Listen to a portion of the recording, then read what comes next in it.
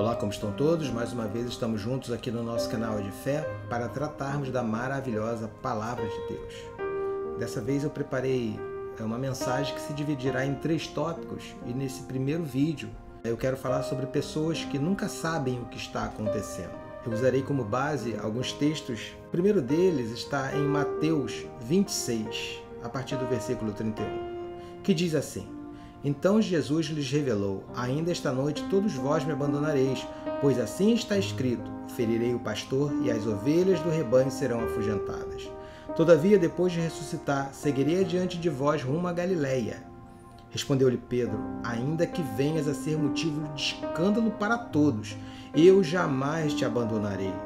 Replicou-lhe Jesus: Com certeza te asseguro que ainda esta noite, antes mesmo que o galo cante, 3 vezes tu me negarás. Então Pedro declarou: Mesmo que seja necessário que eu morra junto a ti, de modo algum te negarei. E todos os discípulos fizeram a mesma afirmação. E é interessante nós percebermos que ali nós tínhamos Pedro, que era um homem com grande privilégio de andar e ver com os próprios olhos os sinais e prodígios e maravilhas que o nosso Mestre fazia, que o Senhor Jesus fazia. Ele ouviu coisas maravilhosas de Cristo durante o seu ministério, mas isso não significa necessariamente que ele soubesse a plenitude do que estava acontecendo, do que iria acontecer. Ele não consegue nem discernir que Jesus, ele não fala apenas de ser ferido e ser maltratado, mas ele fala que depois ele ressuscitaria. Depois ele ressuscitaria e iria diante deles rumo a Galileia. Então, estar naquele convívio não significava necessariamente que Pedro soubesse o que estava acontecendo. E nós também somos assim, estamos às vezes num convívio que achamos que é totalmente espiritual, mas vemos os sinais, vemos os prodígios, vemos as maravilhas, mas não sabemos necessariamente o que está acontecendo. E quando nós não estamos conscientes, não estamos cônscios do que está ocorrendo, a nossa tendência é que tomemos decisões equivocadas. Ou então esperemos que outras pessoas decidam por nós algo que nós temos que fazer, ou decidimos precipitadamente, ou decidimos demoradamente. O fato é que quando assim nós agimos, nós decretamos o fracasso nos nossos resultados.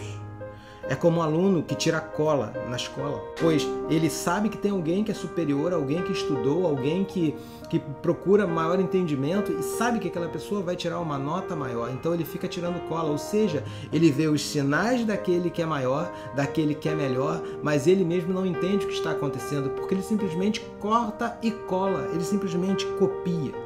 E no momento em que ele estiver só tendo que fazer um concurso, por exemplo, uma prova pública para um concurso ou para a carreira militar, seja lá o que for, na hora que ele estiver sozinho numa prova, os seus resultados não serão positivos porque ele não sabe o que está ocorrendo.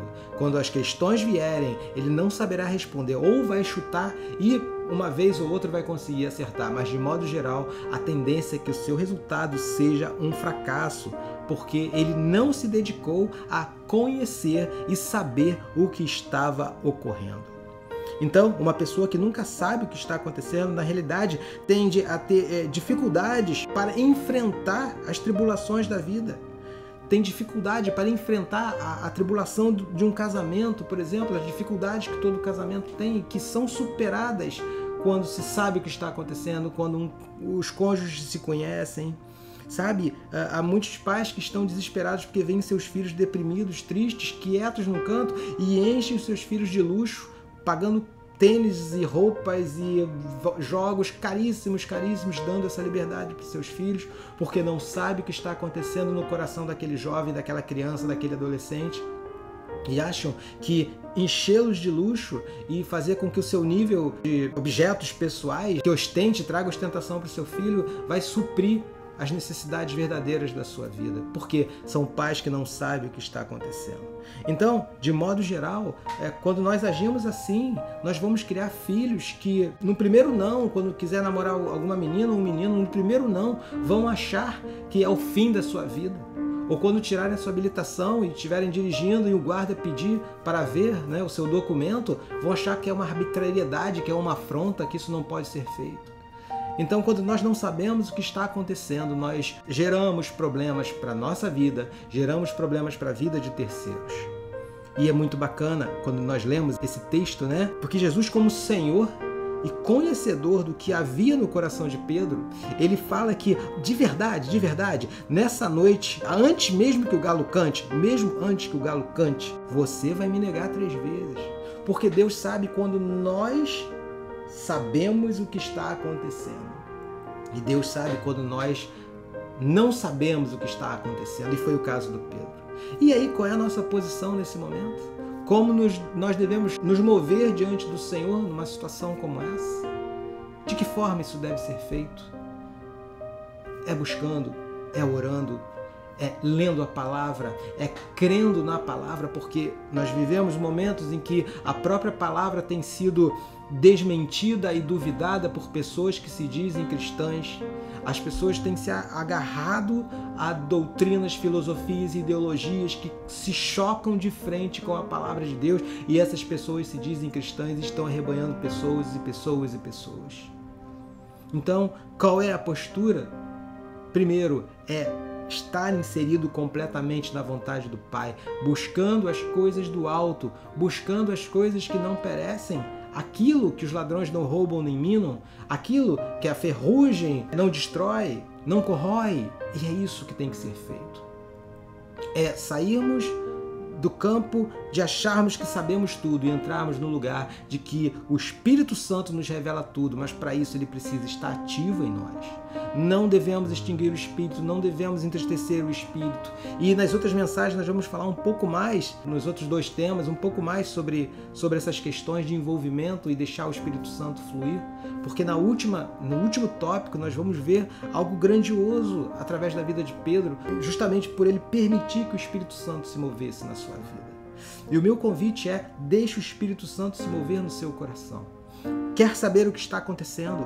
Então saia deste lugar em que você se encontra, em que não sabe nunca o que está acontecendo, vive no achismo, vive achando porque fulano, porque ciclano disse, porque aquele pastor, youtuber, influente que arrebanha multidões disse. Esses homens, muitos deles são usados por Deus e eu louvo a Deus pelas suas vidas, mas deixe o Espírito Santo se mover em você para que ele revele a sua verdade. Saia do lugar de comodismo, busque uma denominação cristã que te coloque em contato, te conecte ao Senhor Jesus e pregue que o Espírito Santo quer falar ao coração do homem verdadeiramente. Portanto, eu quero orar neste sentido. Deus querido e amado, eu quero te agradecer por este momento, Pai, por esta palavra. Eu peço que ela venha encontrar lugar fértil, Pai, nos corações que assim estiverem ouvindo, e que, Senhor, nos seja revelado para que saibamos o que está ocorrendo ao nosso redor, o que está ocorrendo na nossa vida, não só na questão dos problemas que todos nós vivemos, Pai, mas também em situações que são bonança, que alguns estão passando hoje, que estamos passando hoje, e entendemos como chegamos a essa bonança, Pai, porque assim nós vamos valorizar também aquele que é o dono da bênção, Senhor. Valorizar o Senhor como dono da bênção, Senhor, e não apenas como um médico que cura na hora que precisamos, ou como aquele que abre as portas de emprego quando precisamos. Não, Pai, mas como o Senhor Todo-Poderoso das nossas vidas. Deus, nos ensine a sabermos o que está ocorrendo, Senhor. E quando o Senhor falar aos nossos corações, nós tenhamos certeza que é o Teu Espírito falando, se movendo e transformando as nossas vidas, Pai. Em nome de Jesus, Pai, eu te agradeço. Amém.